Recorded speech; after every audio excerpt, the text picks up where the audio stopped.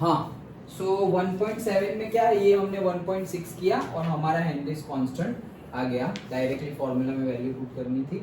ये प्रेशर और mole fraction के ऊपर प्रेशर रहा, मतलब ये आंसर किस में आएगा, बार में गिवन है ना, सो बार में आंसर आएगा। केएच का फॉर्मूला, केएच का यूनिट क्या होगा, बार, क्योंकि नीचे तो मोल फ्रैक्शन है तो वो तो कट ही है, वो मोल फ्रैक्शन को तो यूनिट लेस है, डायमेंशन लेस है, सो ये आएगा बार। चलो नेक्स्ट करते हैं 1.7। 1.7 में क्या है, 1.7 न्यूमेरिकल में क्या है, Henry's law constant for CO2 in water, भाई KH गिवन है 1.67 into 10⁸ पास्कल गिवन है। ओके, एट 298 केल्विन, T कितना है 298 kelvin. Calculate the quantity of CO2 in 500 ml of water, of soda water, मतलब वाटर की क्वांटिटी गिवन है से 500 ml। Okay, 500 ml और वाटर के लिए तो 500 ग्राम ही हो जाता है। सो W ऑफ से वाटर कितना गिवन है 500 ml, और 500 ml मतलब 500 ग्राम वाटर के लिए। वाटर के लिए तो उसकी डेंसिटी क्या है 1000 kg पर मीटर क्यूब और 1 ग्राम पर ml क्यूब। ओके, तो उसके लिए 1 kg is equals to 1 metre cube होता है, और से 1 kg is equals to 1 litre होता है। ओके, सो वाटर गिवन है when packed under 2 point, pressure भी गिवन है P is equals to 2.5 atmosphere. Okay, ठीक है, ढूंढना क्या है, हेनरीज लॉ कांस्टेंट गिवन है, calculate the quantity of CO2। अच्छा, कितना CO2 अंदर गया है, अंदर कितना CO2 गया है वो हमें पता करना है। अंडरस्टूड? ओके, चलो तो फाइंड करते हैं। कैसे, अगेन हम हमारा लॉ यूज करते हैं। तो हमारा लॉ कौन सा है, हम यहाँ पर चलो हम यहाँ पर अपना लॉ यूज करते हैं, वही Henry's law. So P is equals to KH into x, वही है ना हमारा फॉर्मूला, अभी जो निकाला था वही। ओके, ये क्वांटिटी ढूंढना है, मतलब वॉल्यूम की केजी? नहीं, मोल फ्रैक्शन ही ढूंढ लेंगे, बात खत्म। हाँ, मोल फ्रैक्शन ही ढूंढ लेंगे। ओके, क्योंकि उन्होंने कुछ स्पेसिफाई नहीं किया है, बोला है क्वांटिटी ऑफ CO2। तुम मोल फ्रैक्शन ढूंढ सकते हो, तुम नंबर ऑफ मोल्स भी ढूंढ सकते हो, तुम मास भी ढूंढ सकते हो, कुछ भी ढूंढो। नंबर ऑफ मोल्स मिलेगा तो मास भी मिल जाएगा, मॉलिक्यूलर मास होगा तो वो मिलेगा, मतलब मोल फ्रैक्शन होगा तभी तो वो चीज मिलेगी। अंडरस्टूड? ओके, तो कुछ भी ढूंढ सकते हैं। तो हमारे फॉर्मूला में तो x है, तो हम x ही ढूंढ लेंगे, x ऑफ CO2। डन। अब इसमें क्या क्या नहीं है हमारे पास, प्रेशर तो है, KH भी है, तो डायरेक्टली मिल गया रे। ओके, देखो क्या हुआ, x of CO2 that is equals to P upon KH। P की वैल्यू क्या है, P की वैल्यू है 2.5 एटमॉस्फेयर एंड KH की वैल्यू क्या है 1.67 इंटू 10⁸ पास्कल। देखो कैलकुलेट करने मत बैठ जाना, दोनों यूनिट डिफरेंट है। ओके, सो 2.5 एटमॉस्फेयर और यहाँ पर है pascal. 1 bar is equals to 1 atmosphere होता है and that is equals to 10⁵ pascal. कितना याद रख लेना, 1 bar is equals to 1 atmosphere that is equals to 1.01325 into 10⁵ pascal. Okay, तो ये 1.01325 को तुम निग्लेक्ट भी कर सकते हो, इट इज ऑलमोस्ट 1 ही है। सो डायरेक्टली क्या होगा, 1 bar 1 atmosphere is equals to 10⁵ pascal. तो इसको अगर हम कन्वर्ट कर दे तो 2.5 इंटू पास्कल में कन्वर्ट कर दे तो 10⁵ यहाँ हो गया pascal divided by 1.67 into 10⁸ Pascal.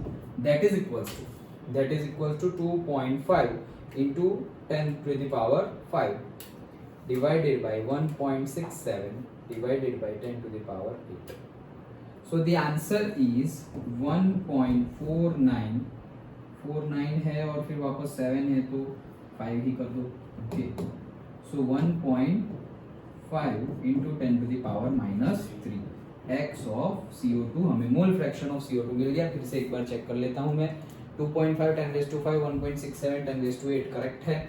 So 2.5 into 10⁵, तो ये हो गया इतना divided by 1.67 is equals to this divided by 10⁸ is equals to this 1.5 into 10⁻³ yes. So तुम यहाँ पर भी आंसर नहीं, यहाँ पर आंसर नहीं छोड़ सकते। देखो ये सही तो है, लेकिन उन्होंने पूछा क्या है, how much quantity of CO2 in 500 ml of soda water. अच्छा એટલે ml हाँ, ml में इतने ml में कितना वो पूछा है। ओके, तो ये तो हमें मोल फ्रैक्शन मिला। ओके, तो मोल फ्रैक्शन अगर हम निकाले सो जो भी मतलब यहाँ पर भी छोड़ेंगे तो ऐसा नहीं है कि गलत है, लेकिन फिर भी हम आगे कैलकुलेट कर लेते हैं। तो मोल फ्रैक्शन है। अब मोल फ्रैक्शन मतलब क्या, मोल फ्रैक्शन मतलब moles of मोल्स दोनों की। यस, ओके, सो क्या होगा, x of CO2 that is equals to n of CO2 divided by n of CO2 plus what soda water ही है, so n of H2O। Done. अब n of H2O ढूंढते हैं। देखो अभी ये n of H2O ढूंढा था, लेकिन वो 1000 ग्राम में था। 1000 ग्राम के लिए मोलालिटी गिवन थी, मतलब वो 1000 बाई 18 तो 55.55 आ रहा था, लेकिन ये 1000 नहीं है। ये कितना गिवन है तुम्हें, मास 500 ग्राम गिवन है। डन।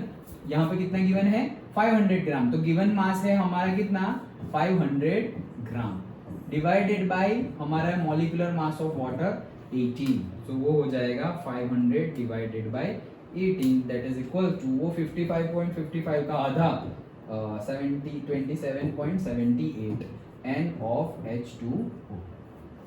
डन। ओके, अब देखो मोल फ्रैक्शन, अभी अगर तुम्हें मास ढूंढना हो, okay, molecular mass of CO2 भी ढूंढ लेते हैं। सो मॉलिक्यूलर मास से W ऑफ CO2 वो कितना होता है, 1 कार्बन है प्लस 2 ऑक्सीजन, 44 होता है ना। Yes. 1 कार्बन मतलब कितना, 12 plus 2 into 16 that is equal 32, 44 ग्राम पर मोल। Okay, done. सो हमें क्या मिलेगा यहाँ से, हमें यहाँ से n ऑफ CO2 मिल सकता है। क्या मिल सकता है, n ऑफ CO2 मतलब मोल्स ऑफ CO2। अब मोल्स ऑफ CO2 से हमें क्या मिलेगा वापस, मास ऑफ CO2। क्यों, क्योंकि मोल्स ऑफ CO2 में तो क्या होगा, given mass upon molecular mass. Given mass ही तो हमें ढूंढना है, मतलब मास ऑफ CO2 ढूंढना है, मॉलिक्यूलर मास तो हमारे पास है, तो हमें n ऑफ CO2 मिलेगा। n ऑफ CO2 यहाँ पर देखो, ये तो हमने ढूंढ लिया है, ये फॉर्मूला में ये हमने ढूंढ लिया है, ये भी हमने ढूंढ लिया है। डन। तो दो चीजें तो ढूंढ ली। Only unknown is what, n of CO2। Again n of CO2 इसके पहले के न्यूमेरिकल में जैसे हमने निग्लेक्ट किया था ये n ऑफ CO2, यहाँ पर भी हम निग्लेक्ट कर सकते हैं। डन। ओके, तो यहाँ पर भी हम निग्लेक्ट कर सकते हैं, और निग्लेक्ट ना करोगे तो भी आंसर में बहुत ज्यादा चेंज नहीं आएगा। इसको हम क्या लिखेंगे, देखो इसको हम ऐसा लिख सकते हैं, n ऑफ CO2 के n ऑफ CO2 नीचे चला जाएगा अगर, तो ये तो पूरा 1 हो जाएगा। ओके, और इसके नीचे क्या आ जाएगा, इसके नीचे आ जाएगा हमारा ये 44 तो आ ही गया है, 44 के डिवाइड में क्या आ जाएगा हमारा given mass upon molecular mass of CO2। Okay, तो n ऑफ H2O के नीचे वही आ जाएगा। अदरवाइज तुम इसको डायरेक्टली क्या कर सकते हो, निग्लेक्ट। ओके, इस केस में निग्लेक्ट, इसके पहले वाले केस में भी हमने यहाँ पर देखो इसको निग्लेक्ट किया था। ओके, सो यहाँ पर भी हम निग्लेक्ट करें उसको, तो क्या बन जाएगा, x of CO2 1.5 into 10⁻³ that is equals to n of CO2 वो मिलेगा हमें, divided by n of H2O वो हमने निकाल लिया है already 27.78। So n of CO2 हमें मिल गया, n of CO2 that is equals to 27.78 into 1.5 into 10⁻³ so वो आ जाएगा number of mole 0.04167 and that is equals to what, given mass upon molecular mass, और मॉलिक्यूलर मास कितना है 44, तो गिवन मास मिल गया ना हमें।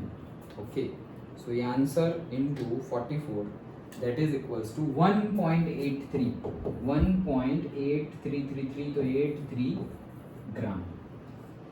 500 ग्राम ऑफ सोडा वाटर में इतना हमने CO2, इतने ग्राम 500 ग्राम सोडा वाटर डाला, तब जाके इतना ग्राम हमने उसमें क्या डाला हुआ है, CO2 डाला हुआ है। तो ये डबल एन कहाँ से आ गए? क्या क्या क्या, डबल एन ये हाँ। नहीं वो 44 लिखा है।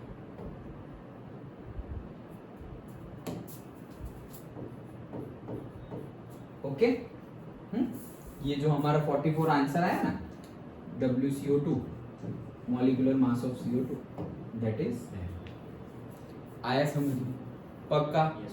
श्योर। क्या किया हमने, हेनरीज लॉ यूज किया, x ऑफ CO2 डायरेक्ट मिलेगा। यहाँ पे ध्यान रखने की बात क्या है, ये है एटमॉस्फेयर और पास्कल, तो उसको कन्वर्ट करना पड़ेगा, कन्वर्ट किया और हमें XCO2 मिल गया। XCO2 मिलने के बाद XCO2 का फॉर्मूला लगाया, तो NCO2 एंड NH2 ढूंढा। NH2 क्यों ढूंढा, क्योंकि 500 ग्राम गिवन है हमें, 500 ml गिवन है और वाटर के लिए 500 ml ही 500 ग्राम होता है, तो वो हमने लिख दिया। N of H2O मिल गया। अब N of CO2 उसमें कंपेयर निग्लेक्ट करेंगे। देखो हमने N of CO2 क्या किया, निग्लेक्ट किया। देखो कितना आया 0.04167, इतना ही तो निग्लेक्ट किया हमने। N of CO2 कितना निग्लेक्ट किया, सिर्फ इतना ही निग्लेक्ट किया ना, समझ में आया? Okay, so N of CO2 neglect किया और डायरेक्टली हमें मिल गया क्या, कितना मास ऑफ CO2 अंदर डिसॉल्व किया गया है, कितने में, 500 ग्राम। देखो Henry's law constant for CO2 given है, calculate the quantity of CO2 in ml of soda water when packed under 2.5 atmosphere of CO2 pressure is 298। Done, समझ में आया? पक्का? कोई डाउट? डन?